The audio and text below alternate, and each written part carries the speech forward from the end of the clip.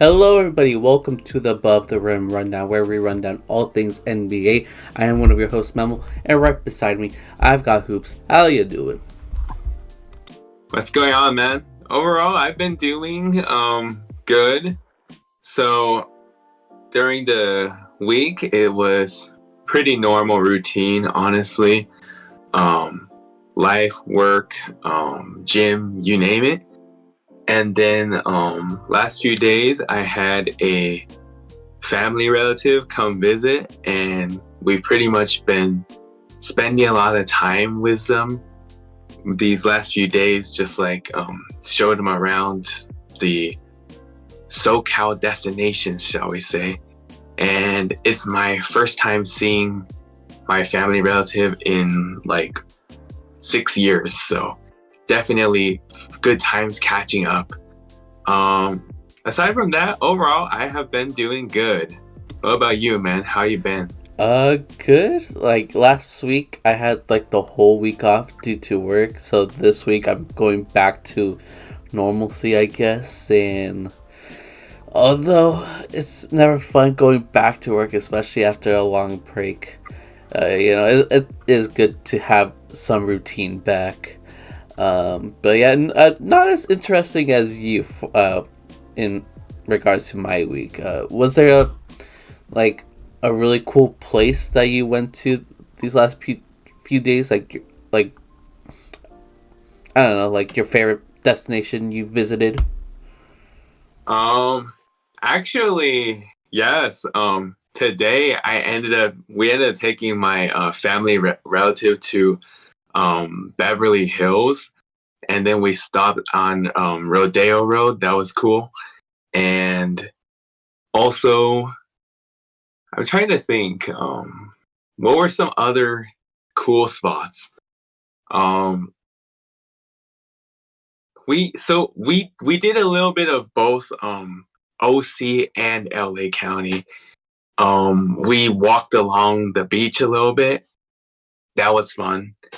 And then I would say, as far as LA County go, the main highlight really was Beverly Hills, to be honest.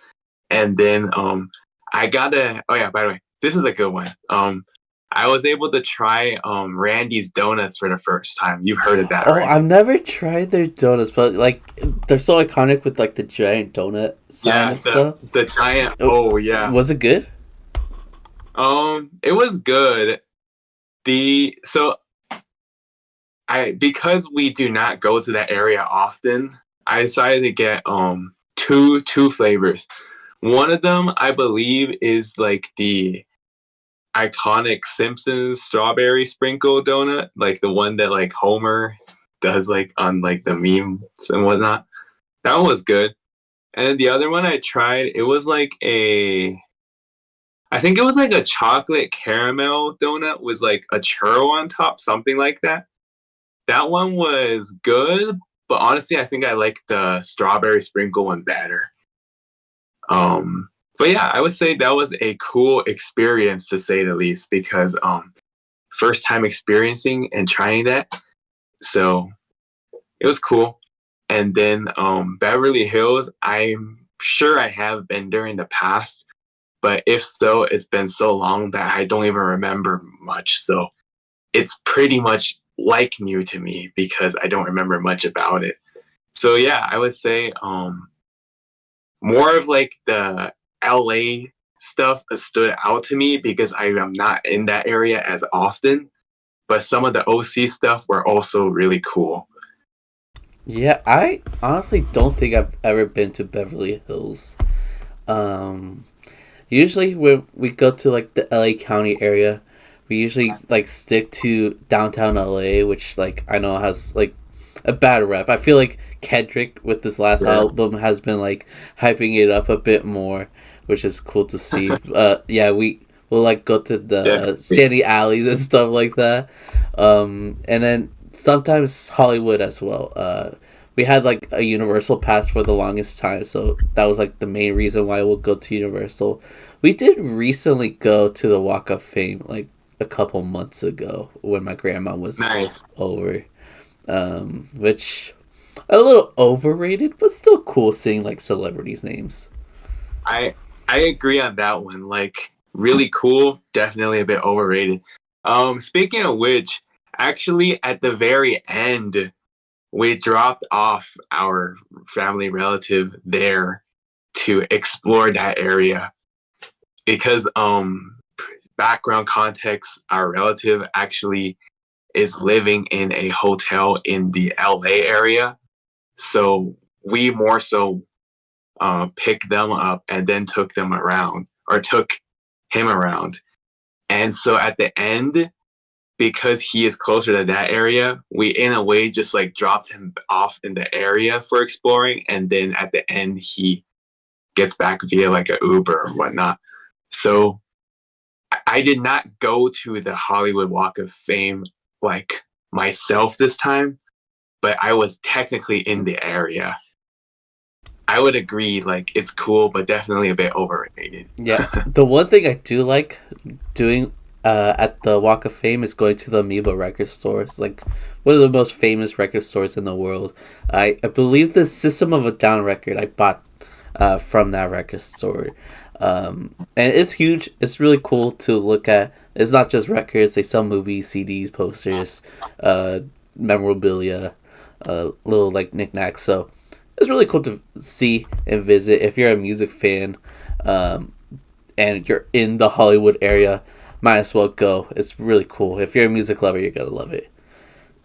Yeah, I remember we actually went there together once Oh for your yeah, birthday bro! celebration How did I 2 years forget ago. that? That was our first concert too. We went to the Amoeba record store, and then we went to our first concert together. That was a good day. How did I forget? I was even I mean, thinking it like, oh, we happens. should go someday. But we've been. Oh, It's just been a while.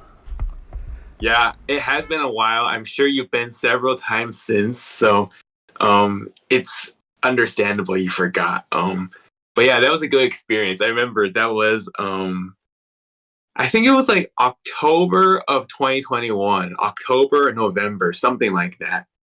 Yeah, Yeah, it was like partially, it was still during the pandemic to say the least. Um, but it was still awesome. None of that pandemic stuff ruined it. yeah. They were just like just starting to do concerts again. I think I'm pretty sure it was in September because we kind of went for my birthday. So Oh yeah, yeah, it got to be the September then. Yeah. but yeah, enough yapping about that. It's a basketball podcast, so let's talk about some basketball. And we're actually, we're gonna do the usual. We're gonna talk about the W and L list for a little bit. We're gonna go over the standings, but a big chunk of this episode is dedicated to the NBA Cup because the knockout round, um, like tourney has just been revealed. Like all the group stages games have ended. We now know all 8 teams that will be playing in the knockout round. So we'll go over the matchups. Who do we think are gonna win each one? But let's just start off with the NBA standings. Get that out of the way before talking about that. Uh, did I talk about the West Coast last week? Is it your turn? I think it's my turn. Yeah. All right, you could go All ahead. right. All right. So starting with the West Coast of Best Coast at number one. Oh, yeah, well, my bad. We started at the bottom. All right. At number 15, we got the Pelicans at 5-19. At number 14, we got the Jazz at 5-17. At number 13, we got the Trailblazers at 8-15. At number 12, we got the Kings at 11-13. At number 11, we got the Spurs at 11-12. At number 10, we got the Lakers at 12-11. At number 9, we got the Nuggets at 11-10. At number 8, we got the Suns at 12-10. At number 7, we got the Timberwolves at 12-10. At number 6, we got the Clippers at 14-10. At number 5, we got the Warriors at 13-9. At number 4, we got the Rockets at 15-8. At number 3, we got the Grizzlies at 16-8. At number 2, we got the Mavericks at 16-8. And sitting at the top of the Western Conference, we got the Oklahoma City Thunder at 18-5. So these are the NBA Western Conference standings. For the Eastern Conference, at number 15, we have the Wizards with a 3-18 record. Number 14, the Hornets with a 6-17 record. Number 13, the 76ers with a 6-15 record. Number 12, the Raptors with a 7-17 record. The Pistons are at number 11 with a 10-15 record. The Bulls are number 10 with a 10-14 record. Pacers at number 9 with a 10-14 record. Nets at number 8 with a 10-13 record. The Bucks are at number 7 with an 11-11 record. The Heat are number 6 with an 11-10 record. At number 5, the Hawks with a 13-11 record. Number 4, the Knicks with a 14-9 record. The Magic is at number 3 with a 16-9 record. The Celtics at number 2 with a 19-5 record. And at the tippity top is the Cavs with a 21-3 record. So those are the standings. Normally we would go over the NBA Cup standings for each group, but there's really no point. The group stages is over. We now know the matchups for the tourney. So I guess we could go over those. So who are facing each other in the West? Yeah, so for the quarterfinals of the knockout stages, aka first round of the knockout stages, the two matchups we have in the Western Conference are the Oklahoma City Thunder versus Dallas Mavericks for the first matchup, and the second matchup is the Houston Rockets versus the Golden State Warriors. For the East in the quarterfinals, it's the Bucks versus the Magic and the Knicks versus the Hawks. We will now talk about our predictions, starting at the West Coast, and I think it'll be fitting to talk about OKC versus Mavs. A very exciting matchup. This is a rematch from last year's semifinals in the playoffs. So, who do you believe are going to take this matchup, OKC or the Mavs? So I'm going to start by saying, really great matchup here. Two teams that are it's literally like as good as can be. Like literally the number 1 and number 2 seed in the Western Conference going neck and neck at each other.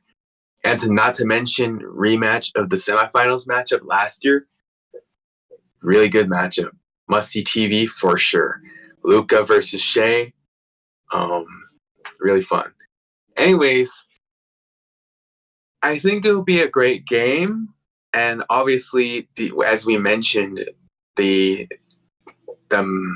from the standings, the Mavs have been on a roll lately, and they are currently on a very big win streak.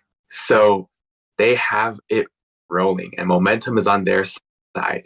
Not just that, they get Luka back, and that will help a lot.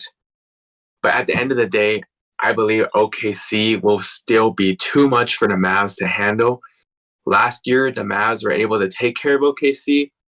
This year, the Thunder have gotten better after the offseason. And so I think this will be a different result from that playoff series. And I think OKC will take this game. Yeah, I think this is definitely going to be a very competitive game. These two teams are both top 10 in offensive and defensive ratings. And yeah, as you said, like the Mavs have been killing it lately. OKC has been like the best team in the West this entire season. Ultimately, I do agree with you. I will be taking OKC. Even though like the Mavs are good, they've got Luka playing amazing. Kyrie, sneaky, like really, really good season for him. He's averaging like 24 points, doing good things over there. They do have a question mark, and it's like their utilization of Klay Thompson. Like, they paid this guy a lot of money to start and to shoot threes, which was a huge issue during their playoff run last year.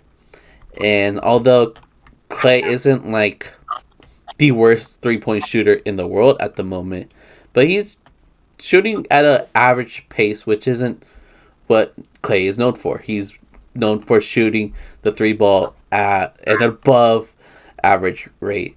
So, seeing how Clay is not, the best from three, seeing like Quentin Grimes, Marshall, both playing better than Clay. Is Clay gonna start this game? Is Clay gonna prove to everybody that he will be, he was worth the money, that the Mavs taking a chance on him was worth it? Will he be able to help the team win the game? I feel like those are the questions I have with the Mavs. Clay is essentially like the biggest X factor for me. If he could have a great game on the offensive side of the ball, because we know defensively he's not going to come through, then they do have a great chance. But I still doubt it because there's really no question marks about OKC. Like, maybe you can argue, since Chet's not there, they're not, the strongest. Isaiah Hartenstein, though, has been killing it ever since he's been back. No crazy numbers, but he's not known for having crazy numbers. He's just known for doing the dirty things, the little things, rebounding, scoring when needed, playmaking at a great level for his position. Shea's continuing to play like an MVP. They have a bunch of great perimeter defenders to help slow down Kyrie and Luka and Clay as well. All the signs to me is showing that OKC will take it. They are the number one defense in the league. And yeah, for me, I think this is OKC's game to lose, essentially. If they don't beat this team, then that'd be very surprising. I definitely do agree that this is OKC's game to lose because although the Mavs are clearly also really good, OKC clearly is the better team up and down. So that being said, looks like we both agree that OKC should take this matchup.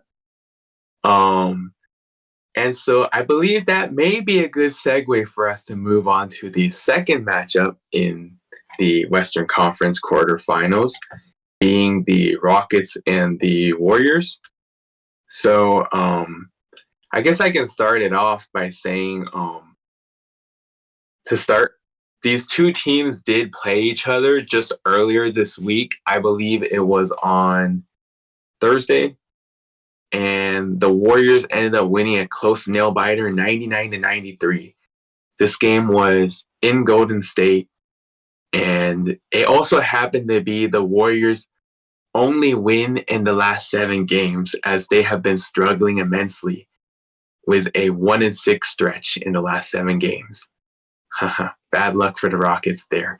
But anyhow, related to the rematch, essentially, in a little bit of a more meaningful stake, if you want to call it that. I mean, like, yes, it is NBA Cup and not the playoffs, but like, yes, they are playing for something. So yeah, I would say it is more meaningful, even though some fans might say otherwise.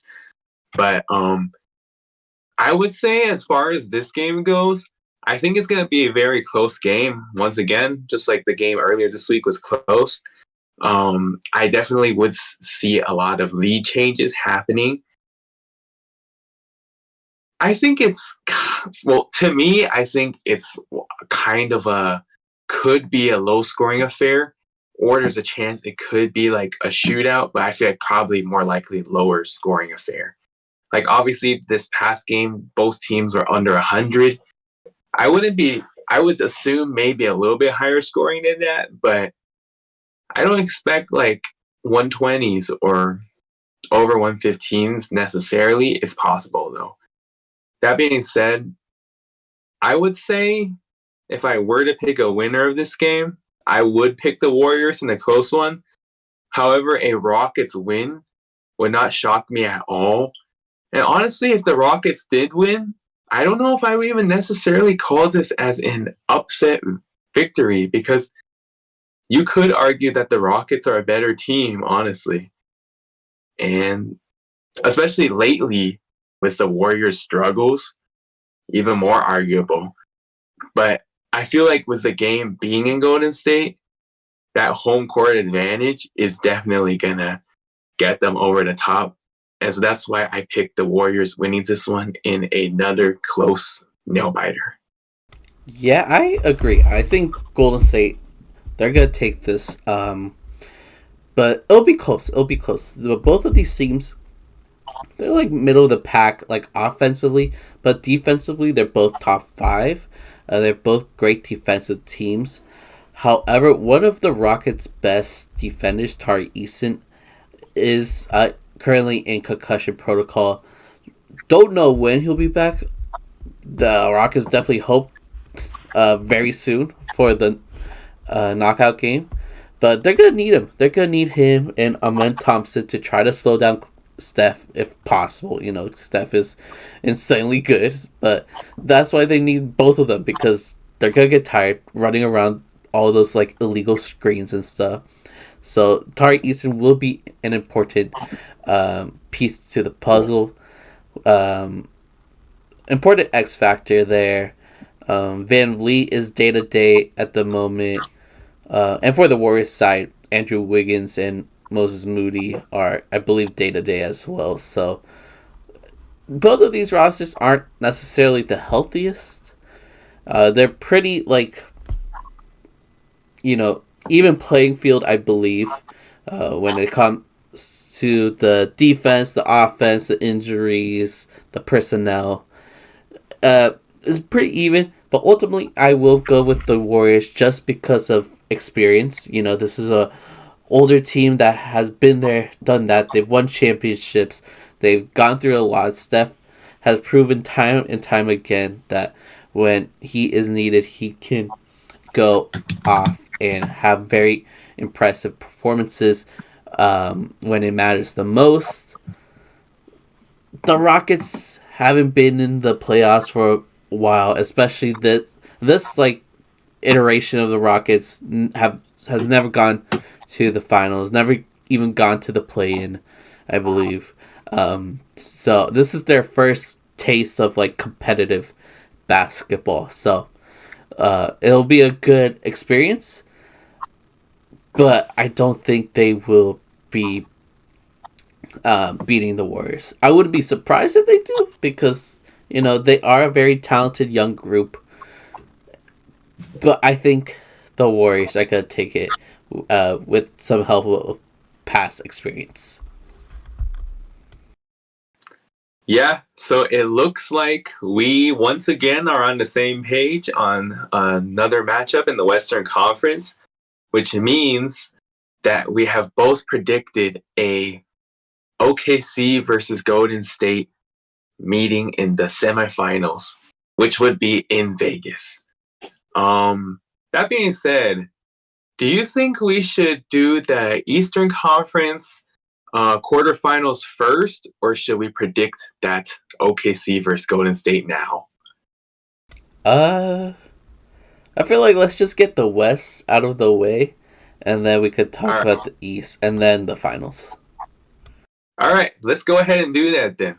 So that being said, now it would be OKC versus Golden State matching up against each other in Las Vegas. Now it is a neutral playing ground and no more home court advantage in hand, unless certain teams' fan base travels better, perhaps. Then that could be it. Um, I have a feeling maybe Golden State Yeah, because probably them. bandwagons, but yeah. Um, that being said, I think this is going to be for sure a good matchup. So far, these two teams have played twice this year, and the road team has won both games. I know. First game, OKC, I remember lost against the Warriors at home. I don't know what happened that game. I think they just had a bad game and they lost a game they probably should have won. And then the second game was in Golden State. Steph was out. OKC won that game. I think it was a little bit closer than it should have been, knowing that Steph was out, but nonetheless, OKC was able to make it 1-1 in the season series so far. So now us predicting these two teams to play each other in the semifinals, I definitely do think that it will be competitive for a good amount of the game. Now, here's the difference, though, to me at least. I think that the Thunder is a great team versus the Warriors are just a good team. And also, I add on that the Warriors, as mentioned earlier, have slowed down lately, only 1-6 in the last 7 games. OKC still sits at the top of the Western Conference. And that being said, I think this game will be close for a bit, but I do expect OKC to eventually put the game away either late in the third or early in the fourth. And so I have them making it to the championship matchup of the NBA Cup. And once again, I agree. I feel like once again, OKC should be the one that wins this game. Both teams great defensively. They're both great defensive teams. Offensively, though, like OKC is like a lot better. They are a top 10 offense.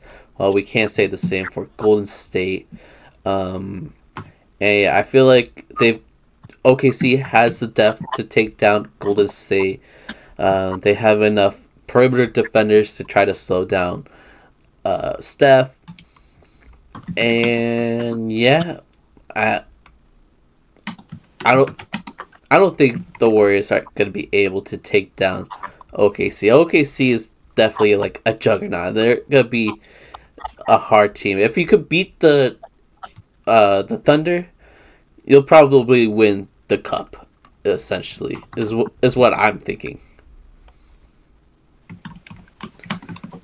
Yeah, I think that is definitely a fair assessment. And yeah, as you mentioned, once again, another game that is really the Thunder's game to lose because they clearly are and should be the better team. Just got to obviously show for it on the court. That being said, I think we can move on to the Eastern Conference now. And starting with the first matchup being the Bucks versus the Magic. So, both of these teams have been playing pretty good as of late. Um, Especially the Bucks. They have been on the roll within the last 3 weeks or so, and they were winning games very well. And after that horrible start, with their only loss being against the red hot Atlanta Hawks, who have also been very good since their NBA Cup win in Boston. That being said, I feel like for the Magic, especially with the news recently about Franz Wagner being out, and on top of that, Paolo Banchero, who has already been out for a while, Magic were playing surprisingly really good without Paolo. But a large reason was because of Franz's high level efficiency. Now that Franz is down, I'm afraid they're going to take a step back. And that being said, I do not see them keeping up with the Bucks without Franz Wagner. Now, if they did have Franz still, I think this would be a very good, close, competitive game. But because Franz is down and Paulo's still out, I think that the Bucks will eventually pull away in this game. Maybe something similar. Matter of fact, not even. I'm going to say they're going to pull away earlier than I think OKC could pull away on the Warriors. I would say the Magic, if they were within 13 or less heading into the fourth quarter, I would kind of be shocked because I feel like the Bucks are just without Franz. I feel like the Bucks are just gonna be too much for the Magic to handle, because they pretty much have their two best players out of the lineup, and that's a tough pill to swallow. That being said, I pick the Bucks to win this game. Yeah, this one's an easy pick. If Franz Wagner did not get injured, I would be like thinking about this matchup a lot more. It'll be harder to pick, but with Franz out, who has been playing like an all-star since Paulo has been injured, um, there's no way the Magic can upset the Bucks, especially with how great the Bucks has been, especially Giannis, who sneaky like MVP case for him once again. He's like averaging 32 points, 11 rebounds, great efficiency. He's been destroying teams, um, and the fact that the Bucks like they know how to beat a weaker team. Like most of their wins this season has been against mediocre teams. And although the Magic aren't necessarily mediocre, with no Franz Wagner, with no Paulo Banchero, there's an, their offense is gonna suffer drastically. Like we were assuming that their offense was gonna suffer drastically when Paulo got injured, and now that Franz is also injured, it's just gonna get worse from here. Um, so yeah, to me, this is easily the Bucks taking this game, which sucks for the Magic because they've been having a great season. But yeah, this one's going to be uh, a Bucks W in my opinion. Absolutely. Like, I agree with what you said. If the Magic were healthy, or even Franz was in the lineup, I think this would be a much closer game and more of an impossible debate. But with both Franz and Paulo out, it's not really much of a debate. The Bucks are clearly the better team. So yeah, looks like we got the Bucks advancing to to the semifinals. And so I believe now we can go over the next matchup in the Eastern Conference, being the Knicks and the Hawks. So starting off with what we mentioned a little bit earlier, this is a rematch of the 2021 first round matchup these two teams have played. And that one, we all know Trae Young was the villain at MSG. For some reason, the Knicks fans hated this man so much for simply doing his job. And doing his job as in being a good basketball player and leading his team to victory. Knicks fans couldn't handle that loss, unfortunately. To be fair, though, Trae Young was definitely like amping up the villain role. Like he embraced that so well, which was really cool to see. Honestly, like he kind of wanted to be the Knicks villain, and to this day, the Knicks are still mad at Trae Young. They'll chant "fuck Trae Young" all the time. I think it's a really funny and cool rivalry. It is weird that the Knicks are still mad about it since it's been years, but still, it's kind of fun, and I think Trae Young took it very very well. Yeah, I definitely do agree on that second part though. Like Trae playing it really well, embracing the villain role, and that is really funny to see from an outside perspective. Um, that being said, I think that the the landscape of the two teams have changed immensely since that playoff matchup. Obviously, at that time, the Hawks were better.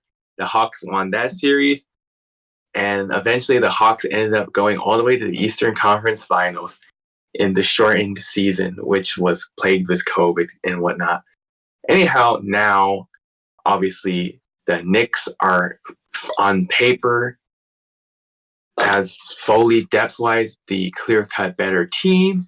However, it's hard to sleep on the Hawks when they are on a roll lately and some sneaky wins. Now, we all have mentioned so many times that the Hawks are one of the most confusing teams in the league. They will lose to teams like the Pistons, lost to the Wizards twice, and then somehow, some way, and they lost to the Pelicans. And then somehow, some way, they find a way to beat the Celtics, and they also beat the Cavs 2 times. Just a full all-around weird team. So that it's like very hard to predict which Hawks team you're gonna get night in and night out. That being said, I think that's gonna be a huge problem. The fact that we don't know which Hawks team we're gonna get. And so I think that the Knicks are clearly the better team. And after a slow start, the Knicks have been playing better lately. And so I think this will probably be a very fun and close game. But I do think the Hawks' luck will end here, and the Knicks will get their mini revenge from that 2021 matchup, even though an NBA Cup win does not outbeat a actual playoff series win. But mini revenge is a mini revenge. So I got the Knicks winning this game. A win is a win.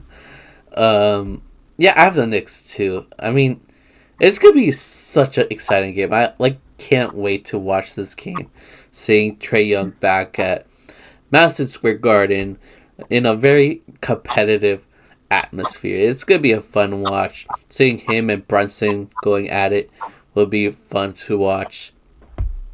With that said, though, I do agree. The Knicks are gonna win this one. They are the best offense in the league. The Hawks aren't necessarily known for their defense. I mean, Dyson Daniels will try his best out there. I'm sure he could help slow down Brunson, but there's nobody on that roster that can slow down Cat, who has been having probably his best season in his career so far. He's been amazing for the Knicks. Low key, not low key, high key. The Knicks won that trade. The Knicks fleeced the Timberwolves. Now looking back at it, and yeah, although Cat not the greatest defender, he's still doing some good things as a center now. I think he's a better scorer as a center. He's rebounding like crazy, which is great because he's basically the only big man on the roster. And obviously, he does Cat things. He can stretch the floor, shoot threes at a really great level. I believe he's a 45% shooter from three, which is really good, especially as a center. So, yeah, I don't think the Hawks have the personnel to slow him down. So, give me the Knicks. I believe this is the Knicks game. But, it would be cool to see a competitive game against the Hawks. And upset wouldn't be too crazy, especially since the Hawks are kind of now known for being unpredictable.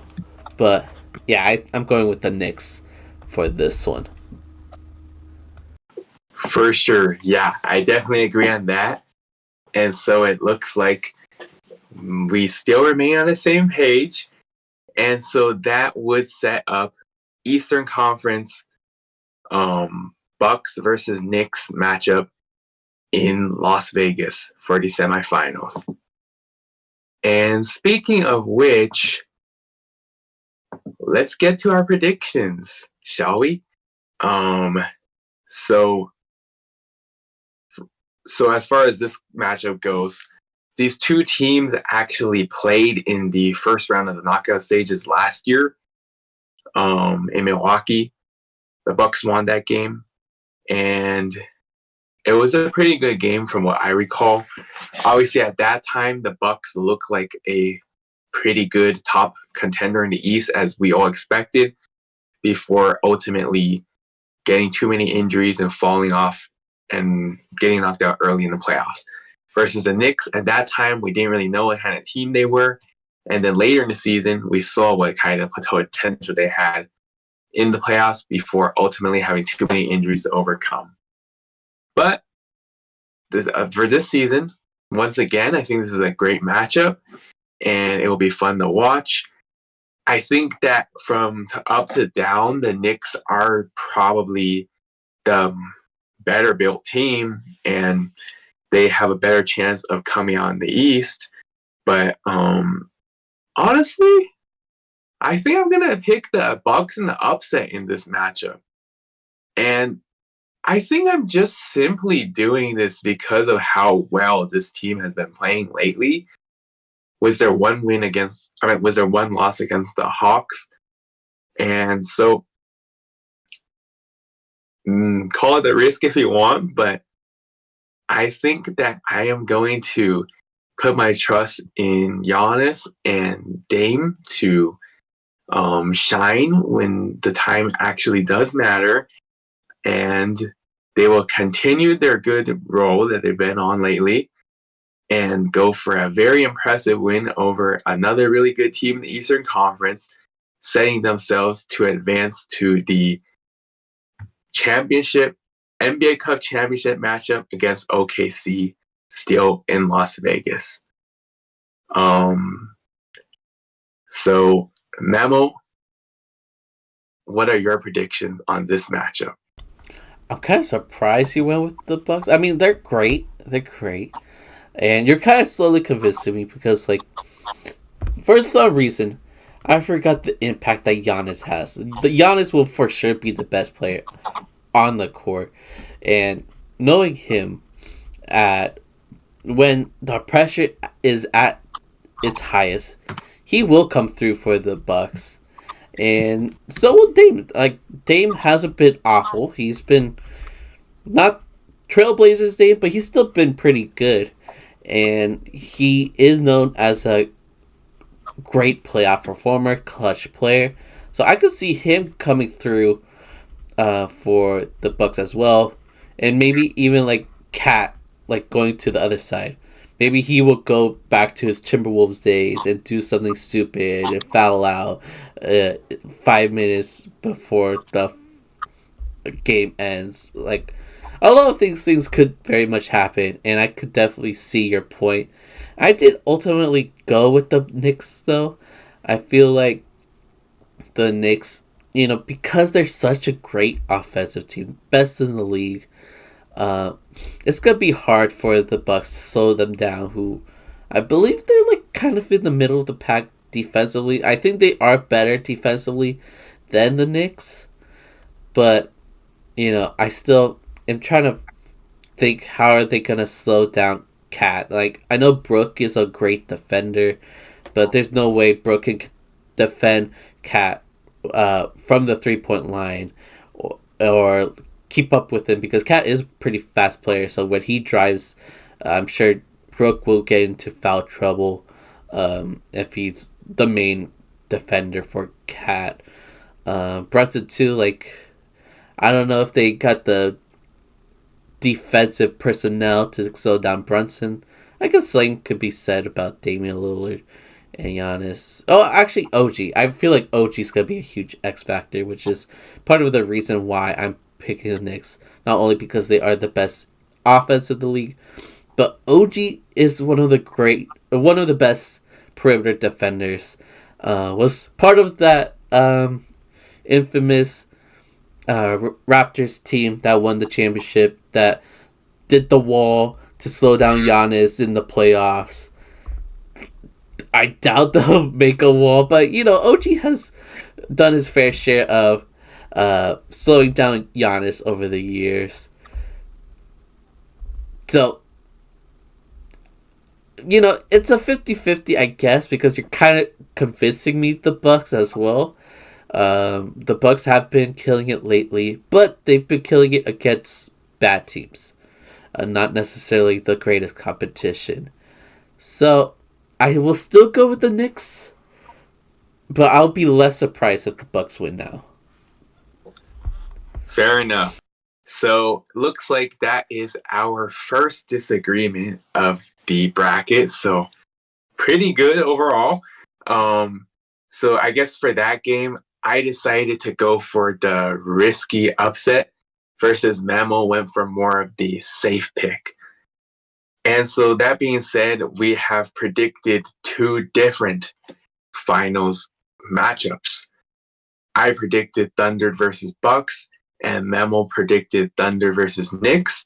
That being said, I can discuss my prediction for my matchup first.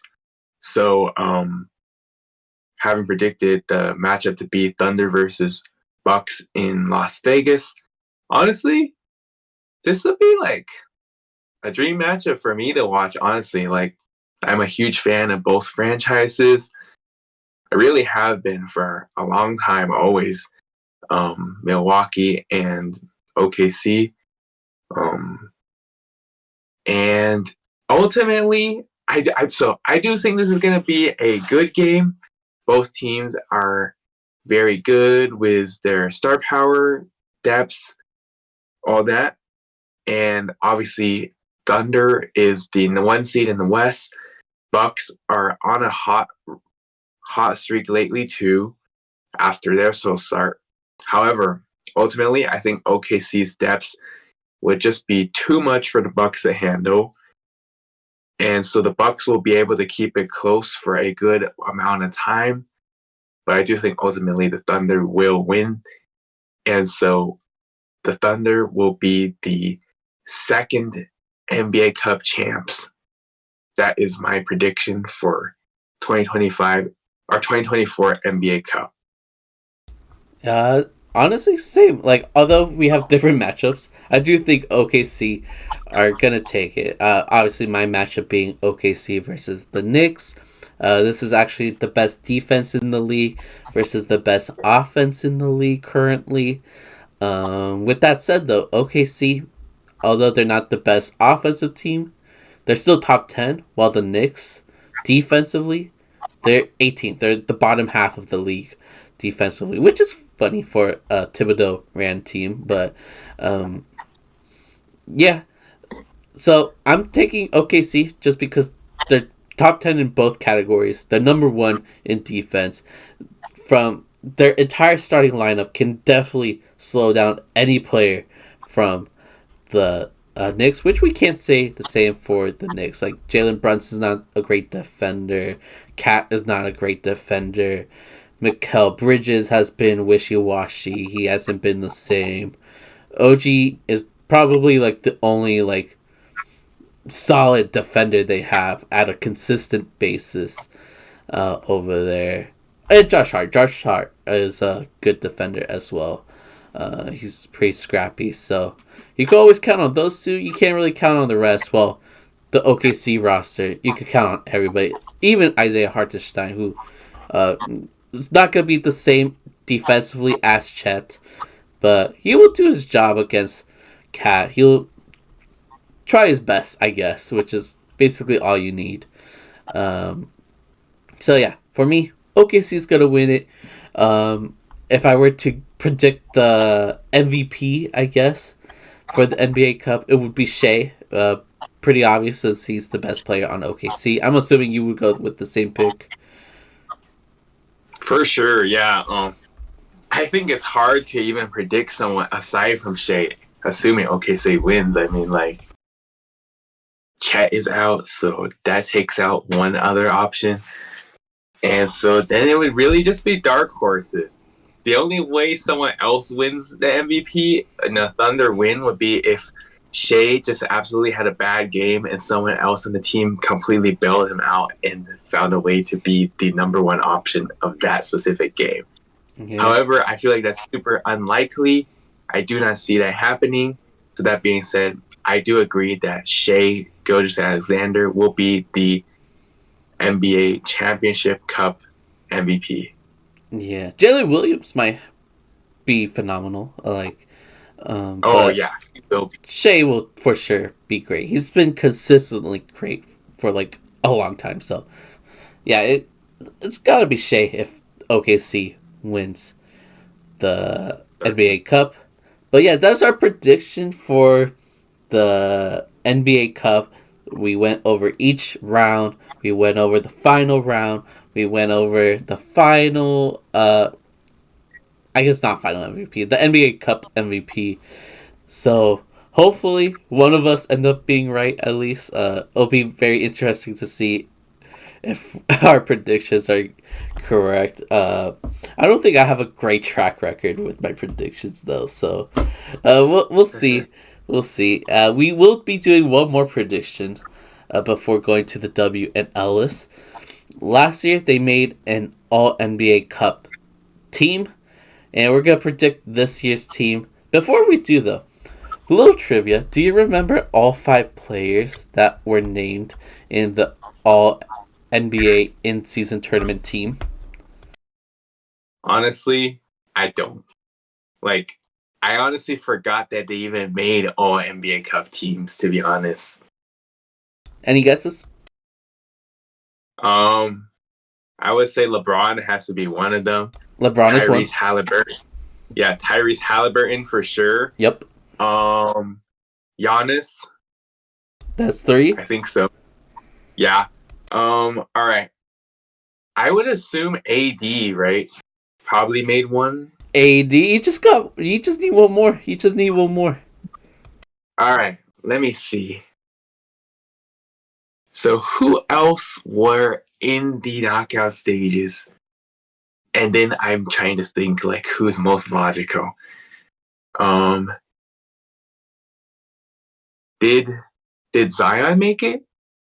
Zion's not on the list, but that's a relatively good guess. He was in the knockout round, but remember he was like being clowned on for being too fat because he didn't do too good, so he wouldn't have made it onto the list. But he did play.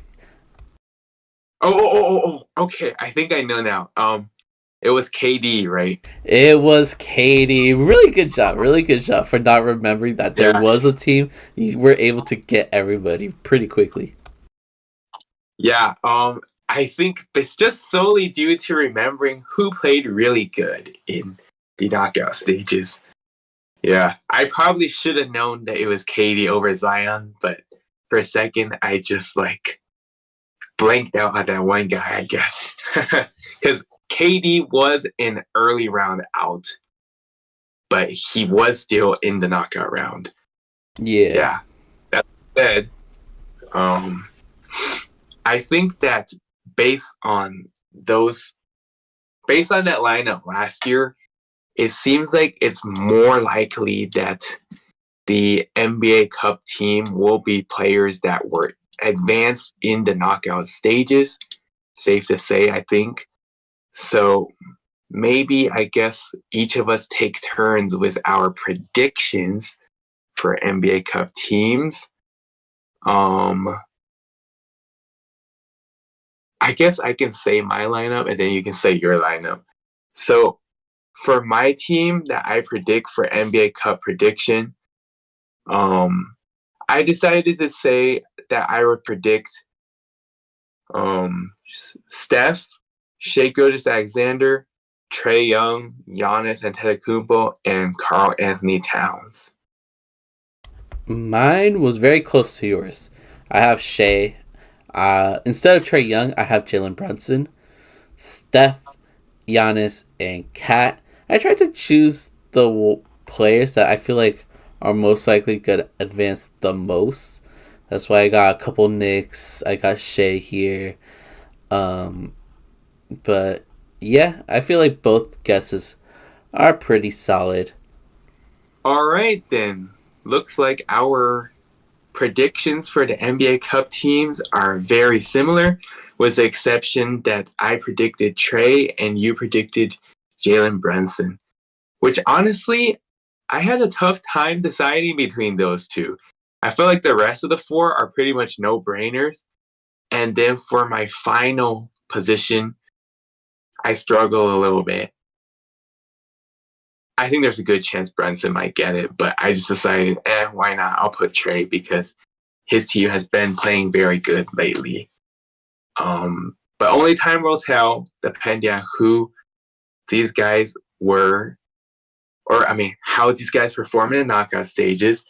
And it looks like probably, aside from Giannis, it's going to be a pretty freshly different lineup than last year, as in knowing that 4 of those other guys did not advance this year to the knockout stages like they did last year. So I believe that would be a good wrap up of NBA Cup play in general with our predictions and the overview of the standings. So I think now is a good segue for us to move to the W list. And the first team we have on the W list is the Cavs, who still hold the best record in the league at 21-3. They are on a 4-game win streak, and most significant game is that they got their revenge on the Celtics. After the Celtics first handed the Cavs their first loss of the season a few weeks ago, the Cavs were able to get their get back, and it was a close one. I believe the Cavs won by 4 points, and there were some lead shifts that happened. Ultimately, the Cavs were able to make a pretty good run towards the end to come back and steal that one at home. So, nonetheless, good job by the Cavs for getting their mini revenge on the Celtics. And now they are still the first seed in both the Eastern Conference and the NBA overall, and they widened their gap a little bit over Boston. So, good for the Cavs. Yeah, shout out to them. I don't have much to say except that Celtics win, very crucial to prove that like they are here to stay. Yeah, the Celtics were a bit banged up. I believe Jaylen Brown was out for that one, but still, like, going back to their first matchup, there was several Cavs players that were banged up as well. So they're 1-1 at the moment. This is going to be a cool little rivalry to look at throughout the season. And yeah, I'm definitely glad the Cavs won that one. I believe Darius Garland had a good game there, which is important since he is notoriously like bad against the Celtics for some reason. So him having a good game is very important to see. So shout out to the Cavs. Oh, and I guess mini winner to Mobley, who just had, I believe, a career high 41 points recently. I think a double as well. But this is coming from the top of my head. I forgot to put this in the notes. But shout out to Mobley, who for sure did have 41 points, a new career high for him. For sure, yeah. Shout out to Evan. Shout out to Mobley for a really good career high performance, and the Cavs for also widening their gap as best record in not just the Eastern Conference, but the entire league. So I think now we can move on to the next team on our W list, being the Mavs, who are now on a 7-game win streak and now holding a 16-8 record. And by doing so, they have moved all the way up to the 2nd seed in the West. And a lot of things factoring in, like them on their win streak, a few other teams in the West losing some games lately, and they have quite climbed up that mountain, only trailing OKC now. And I feel like their win streak has just been like very quiet. Like, quite honestly, when I checked the standings, I was shocked because I had no idea that they were playing so well. And obviously, Luka was hurt for a bit, and they were doing it without Luka. That's what makes it even more impressive. So, yeah, shout out to the Mavs for a very good stretch that they've been on lately after a slow start. And now they are looking in great shape. And obviously, many people did not believe that their run to the finals was that impressive or that it was purely luck-based. There's a chance maybe that win streak could be luck-based too. But in order to win that many games in a row, you have to be able to play well as a unit, and that they've been doing clearly. So Mavs have been, for the most part, just showing to the doubters, we still got it.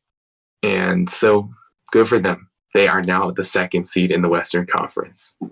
Yeah, I wonder if that'll stay the same for next week. I feel like there's always a new 2nd seed every week. It was like the Warriors, the Rockets, now it's the Mavs.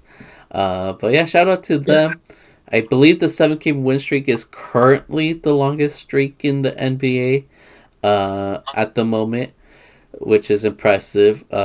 And as you mentioned, impressive that they've been doing this with some games where Luka has been out. Um, so yeah, shout out to the Mavs. Kind of surprising me, like obviously, it's not the end of the season, but them being in second seed is not something that I would have predicted. So shout out to the Mavs.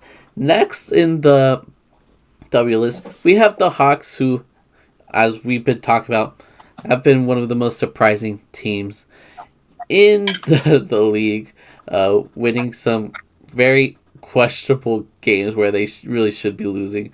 But at the moment, they have a 6 game win streak. They are currently fifth in the East, which is very surprising. This team is known for being mid. They're known for always being in the play-in tournament. So the fact that they're in the fifth seed, not in the play-in at the moment, but like a playoff lock if we were to end the season now, very impressive for them. Yeah, definitely. As mentioned so many times throughout our episodes, the Hawks are one of the weirdest teams in the league. Beat good, beat great teams, lose to crappy teams, and yeah, lately they have been just winning consistently. So good job to them. And yeah, they're definitely a very shocking and like weird team because like we don't really expect them to be per se a good team. We expect them to be a mid team. And fifth in the East is above mid, so long way to go, but pretty good lately by the Hawks. Yeah, very good. And last team that we'll talk about in the W list, we're kind of trying to speed through this, are the Timberwolves. They currently have a 4 game win streak. They have a 12-10 record at the moment.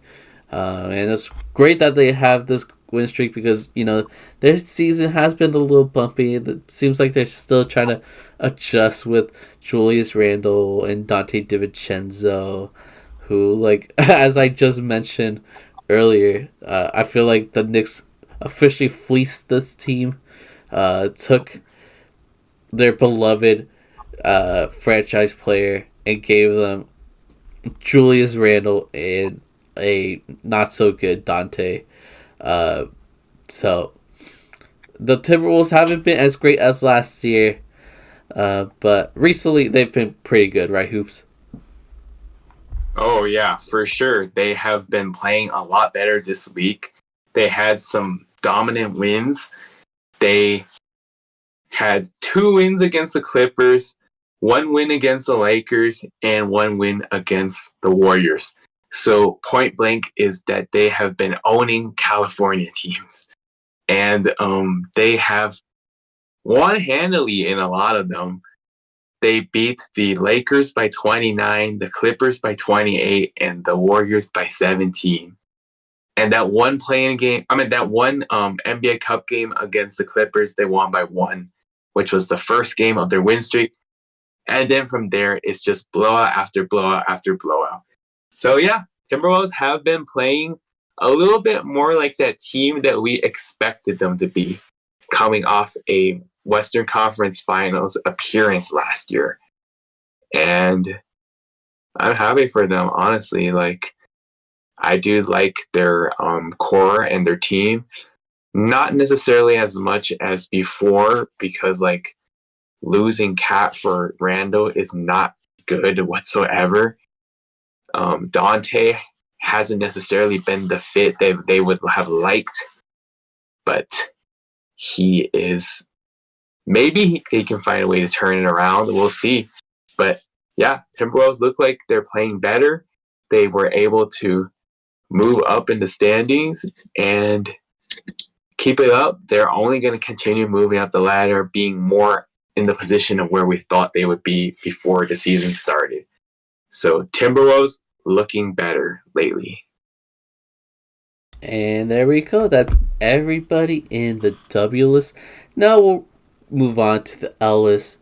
And once again, our Los Angeles Lakers are in the L list. I don't even want to talk about this, man. Like, why? Come on. Would you like to Yeah. explain to everybody why they're in the L list? Honestly, not much explaining needs to be said. It's just flat out embarrassment. 3-game losing streak. Okay? Embarrassing. Absolutely embarrassing losses. So the team that the Lakers lost to this week were all on the road, losing to the Timberwolves, Heat, and the Hawks. So the Hawks game was shockingly very close. The Lakers went into overtime, but at the end they lost on a stunning Trae Young game-winning 3. That was a respectable performance. But it was those other 2 games. Lost against the Timberwolves by 29, and then somehow did even worse, losing against the Heat by 41 points. What the fuck? So that is a combined 70 points lost in those 2 games. Just flat out embarrassing. Yeah. I think it's safe to say this team needs to make moves badly to at least have a chance to go anywhere. The question is, who will they trade for? I just don't know. And we saw so many rumors circulating in the offseason saying Lakers are in discussions for a trade right now. Lakers are targeting this player. And it's just nonstop rumors and never actually happens. So honestly, at this point, until an actual trade goes down, I'm not going to believe any of these rumors ever again. Because all of that is just straight up talk and no action. So yeah, Rob Pelinka, please do something. You have done good moves in the past. Lately, it's been a lot more bad moves. Please go back to the good moves you made in the past and at least give us Lakers fans some hope once again. Because right now, we don't have much of it. The early 3-0 start and good wins from this team early on was very fun when it lasted. Since then, it has been downhill. Also, what's crazy, this season's start with JJ Redick has practically been a mirror image to the start with Darvin Ham last year. And as we all know, being in the same company as Darvin Ham is never a good thing. Granted, like, the record-wise, that start wasn't necessarily horrible, but it clearly wasn't good either. So, yeah. Lakers, nonetheless, have a lot of work to do if they want to go anywhere this season. Yeah, That's all I really got to say about this team. Yeah, it's been a rough week. Like, just watching the Heat game and seeing how there's like zero defense being played, it's infuriating. Like, we've got to get rid of some of these guys because it's only AD's like the only player defending out there. No one else is doing anything. Trades need to be made, but unfortunately, like, Rob Pelinka's in his like Celtic Shaq era at the moment, so he's been kind of washed. And yeah, the thing that you said about JJ and Darvin Ham's record being similar is scary true. I guess I'm wrong because I thought this was a coaching issue. You know, I thought maybe if we have a competent coach who will just use the starting lineup that helped the Lakers go to the conference finals a couple years ago will be enough to improve the Lakers season overall. But clearly that with a competent coach, it has not no progress has been made. We still like are kind of mid. We're looking like a play-in team at the moment, so it probably isn't or probably wasn't a coaching issue. Maybe a little bit. Like, I still believe Darvin Ham is a bad coach, but right now it's looking more like a roster issue at the moment, and trades need to be needed. We need to get rid of players like Gabe Vincent and get players that could like defend, that can actually contribute offensively, defensively, especially defensively. That's where we're really struggling at the moment. So yeah, this all sucks to see. Yeah, especially like against the Hawks too. Like AD and LeBron had like 77 points combined. They're trying their best. So we've got a 40-year-old LeBron trying his best, AD trying his best out there. Just the rest of the roster can't keep up. And I don't even know who we should be trading for. I saw rumors about Brandon Ingram. I don't think that's a good idea. I think he just got injured too. I could be wrong, but like if we do trade for Brandon Ingram, like then what are we doing? We're now adding another ball dominant player who can't really defend into the lineup. That's stupid. Jonas Valanciunas, I believe, would be better than Brandon Ingram. Maybe having him as the starting center and AD play power forward, which he's said he's like to play as in the past, would help. We basically need another big man in general. But it would have been ideal to get like a better defending big man, maybe Jakob Pertl, something like that. But I'm like lost. I feel lost with the Lakers. The Lakers are very disappointing at the moment. I don't know what to do. I don't know how to feel. This is like fucking me up. It's been a messy season. Yeah, it has been, and honestly, like at this point, I'm starting to just really follow that Spider-Man quote mentality, the expect disappointment, and you won't get disappointed, because like that's really relatable to the Lakers. Like if you already know this team is not very good, then why even be all that personal with these losses at this point? Because like I'm expecting them to lose.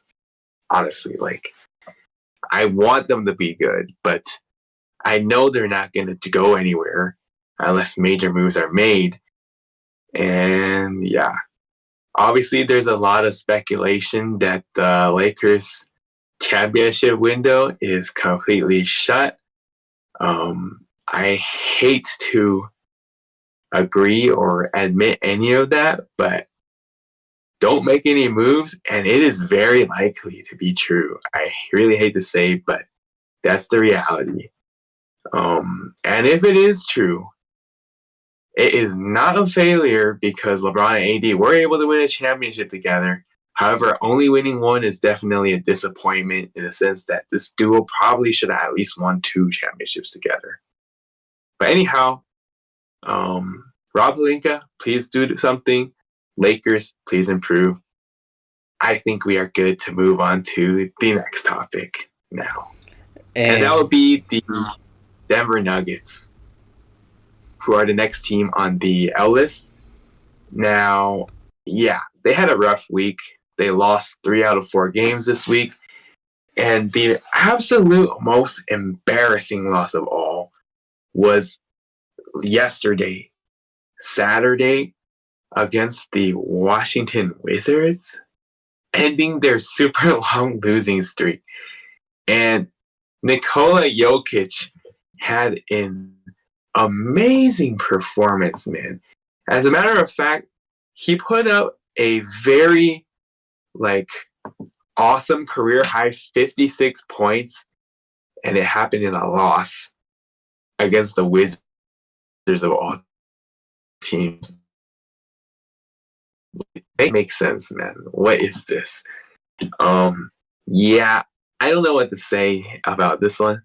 I think that it was very shocking that the Nuggets lost this game. I did not watch it, so I don't know how exactly they lost this game. But nonetheless, any loss to the Wizards is very embarrassing. So now the Wizards get their 3rd win of the season, and their wins are 2 against the Hawks, 1 against the Nuggets. So yeah, what are your thoughts on the Nuggets? And they for sure are very worthy of the L list. Am I right? Yeah, this has been a bad week for them. They lost 3 out of their 4 games this week, and the fact that they lost to the Wizards is enough to put them in the L list. Like, this is the Wizards. They had a 16-game losing streak, and the Nuggets couldn't do it. They couldn't beat them, even with Jokic getting those 56 points, a career high, with great efficiency. He was 22 of 38 from the field, 3 of 5 from 3-point land. He had 16 rebounds, 8 assists. And what's crazy about this, according to Kevin O'Connor on Twitter, Jokic had his 56 points. The rest of Denver had 57 total points with a far worse efficiency. Jokic was 22 of 38. The rest of the Nuggets, 24 for 56, 2 of 19 from 3. Jokic shot more or made more threes than the rest of the team. What the hell's going on? Free my boy. Free my guy Jokic. He deserves better. He is one of a kind. He is a generational talent, and he's being wasted at Denver. He's never played with an all-star teammate. The closest he's got was Jamal Murray. I believe he should have been an all-star at one point, but now he's kind of like washed at the moment. He's not the same as he was before. He has been really disappointing. The rest of the team has been disappointing. It didn't help that Aaron Gordon got injured. If I was Jokic, I'd be crying in Serbian and wishing to be with my horses at the moment, because I would much rather be with horses than the rest of the Nuggets at the moment, because they've been very disappointing. Jokic has to do everything. He's been consistently on the floor almost the entire game. The one game they won was against Golden State. It was the cup game, and it was a close game, and the Nuggets would do great, but every time they bench Jokic so he could get some rest, the Warriors would come back and make a huge run, and the lead that the Nuggets had, that Jokic made, is completely wiped because the Nuggets just suck that much. So I feel sorry for Jokic. This is horrible to see. He had an incredible game. He's having an incredible season. He might win an MVP, but I don't think he cares. I don't think he cares about the MVP. He wants a championship, I'm sure. There's memes where people say he doesn't care about basketball, but he does. He cares about winning. And the fact that the Nuggets are not winning, even when he is playing like this, I'm lost of words. This is crazy. This is crazy to me. Yeah, I agree. I mean, it's confusing what happened to this Nuggets team, especially knowing they were champs 2 years ago. They were still very good last year. And then the only really thing is they lost KCP. They signed Russ. And it's not like Russ has been playing horrible or anything. Overall, he's still a good piece for this team. Don't let the haters' words fool you like that. It's clearly not Russ. But I think it's just the team as a unit is not necessarily gelling for some reason. And some people are saying the Nuggets fall off from their championship is similar to the Lakers fall off from their championship in terms of wins a championship, loses a championship this following year, and then loses KCP, and then disappointment. So there's a trend. Does great with KCP to win championship, then has him one more year, loses championship, and then he's gone. Yeah, it's rough, but I think they'll get better, but we'll see how good. I don't know if they're going to get very far, but they'll probably, for sure, they'll still make a pretty good seed, I think, in the playoffs. Yeah. I guess that's enough about the Nuggets. I've ranted enough. Let's do one more team for the Ellis, which is the Hornets, who currently have an 8-game losing streak, I believe. And Am I right about this? Is LaMelo out? I'm pretty sure LaMelo Ball has been injured. I think so. Who has been like having a great season. Like even though he hasn't been Was, very yeah. efficient, he's been like a highlight reel, shooting those like skip threes where like he's jumping with one leg, hitting those hard threes. He's been very exciting to watch. Unfortunately, though, like he's so injury prone that it's it's kind of hard to enjoy his presence in the league when he's always out. Yeah. And like, yeah, it is tough because like, man, LaMelo is a really good and really fun player to watch when he is healthy, but he just hasn't really been on the floor a lot these recent years. And had a very strong start this season. Actually made the Hornets fun to watch for a bit, and then he gets hurt again. And so obviously it's very safe to say this Hornets team lives and dies off LaMelo's availability, and we clearly see it now. As soon as he gets hurt, they are just back to their losing ways. And they are now the 14th seed in the East, only ahead of the Wizards with a 6-17 record. We expected them to be bad. We probably expected them to be better than this. And that was probably with the expectation that LaMelo would be healthy. But with him out, I think it's not that shocking anymore because we all know, once again, this team lives and dies off LaMelo's availability. So Hornets, both shocking and not shocking for how bad they are. But I think more so not shocking, knowing that LaMelo is out. Yeah. I honestly don't have much else to say. Anything you want to add before we move on to news? No. I think we're good as far as Hornets goes. It's simple. Team is just not good. Team no good. Team a list. It's that simple. But yeah, I guess that's it for the Ellis. We will end things off with a little bit of news, some retirement news, as Paul Millsap is retiring from the game. He is a four-time All-Star, was the 47th pick overall when he was drafted in 2006. He was part of his all-rookie team in the 2015-2016 season. He was named he was part of an all-defensive team and played for a good amount of teams. A little trivia for you. Do you know every team that Paul Millsap has played for? I'll try. So he played for the Jazz, Hawks, Nuggets. This is where I might be stumped a little bit. Didn't he play for the Nets for a little bit? He played for the Nets and one more team before he ended his career. One more team. I'm trying to remember who it was. Okay. First off, I'm trying to remember when he played his last game because I feel like I haven't heard Paul Millsap's name in a long time. I believe it was 2022. 2022? Okay. Let me think. Shit. I feel like I low-key might not get it. Can you give me a hint, west or east? It's in the East.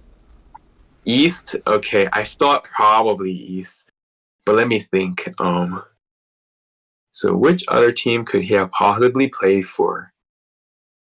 I'm going to guess and say that he played for the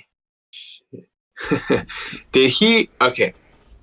I'm going to just go ahead and make a wild guess and say, did he play for the Pacers? I don't think so. Not the Pacers. I'll give you like two more guesses. Okay. Let me think. So, Eastern Conference team. Let me think this through real quick. Who could have been the options? So obviously, I already mentioned the fact that he played for the Hawks, and I mentioned that he played for the Nets. So excluding those two teams. Okay.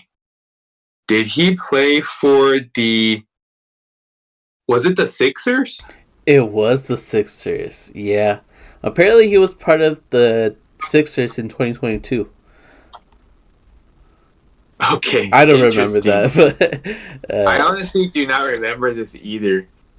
Um, yeah, I'm guessing he probably signed like late in the year or something, or maybe it was during like all those COVID positive tests.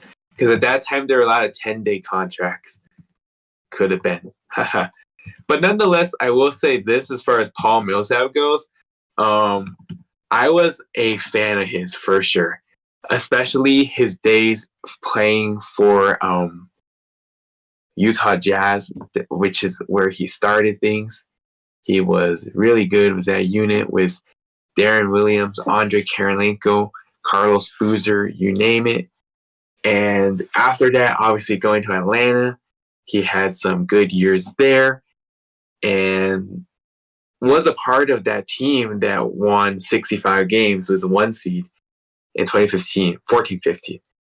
And then he was in Denver and was a part of some rebuilding teams, but then was also a part of the NBA bubble team, very underrated team that came back from 2-3-1 series lead deficits.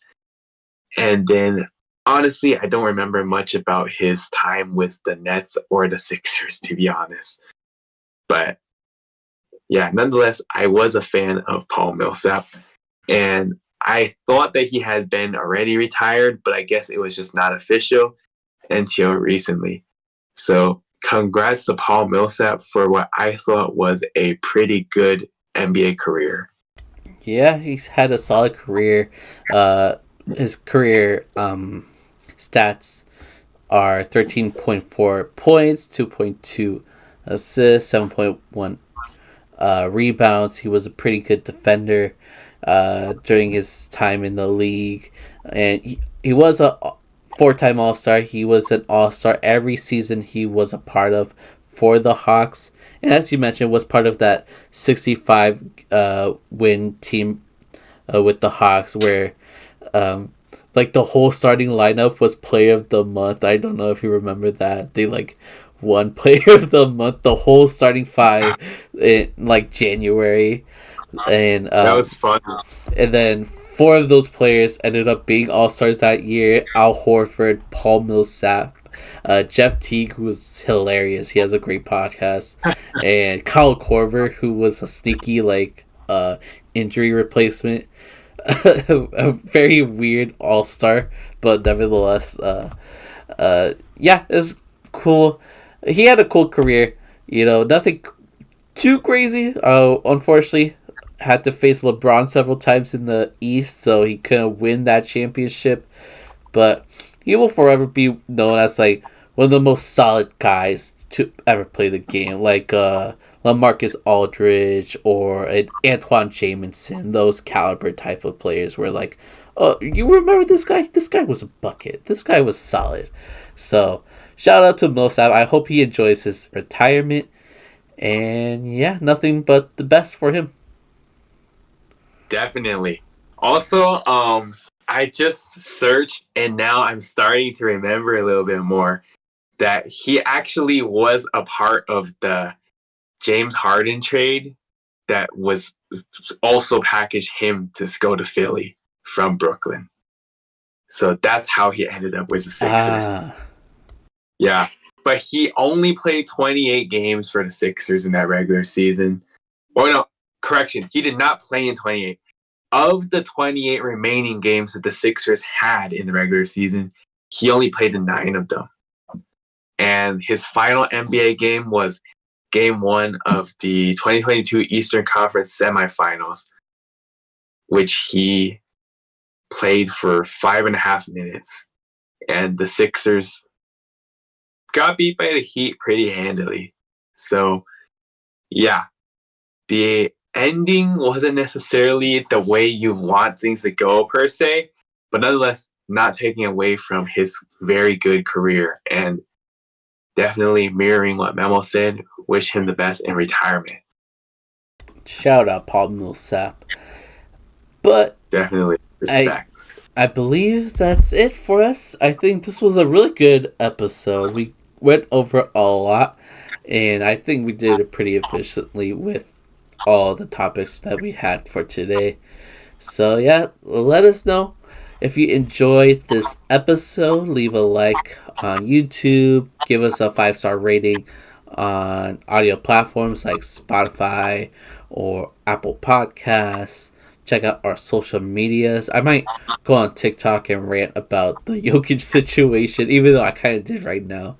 I want to do it for the TikTok. Uh, but yeah, anything you want to say before we head out? Just pretty much mirroring what Memo said. And pretty much per usual, thank you guys for the constant support to our channel. If you like it, make sure to continue to like, comment, subscribe, share, and stay alert to our upcoming content. Now it's a pretty exciting time. Obviously, we are going to the knockout stages of the NBA Cup, and soon we will be crowned the second winner of the NBA Cup, and it'll be fun.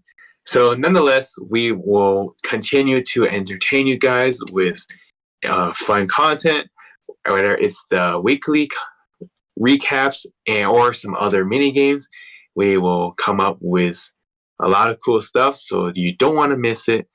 And make sure you stay alert and look forward to it because it's only going to be fun stuff to come. So, until next time, thank you as always. Yeah, thank you all. We'll see you next week. Goodbye.